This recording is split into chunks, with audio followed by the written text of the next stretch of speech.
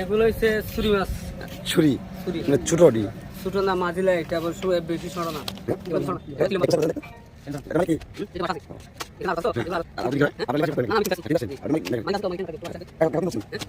কাকা ভালো আছেন? সালাম আলাইকুম।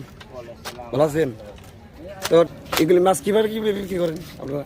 আবার এড়ে বিক্রি করি, সেটা বিক্রি করি আনি রে বাপ। পাইকারি যায় এখান থেকে সব? হ্যাঁ, এগুলো মিশালে না মিশালি না, এগুলো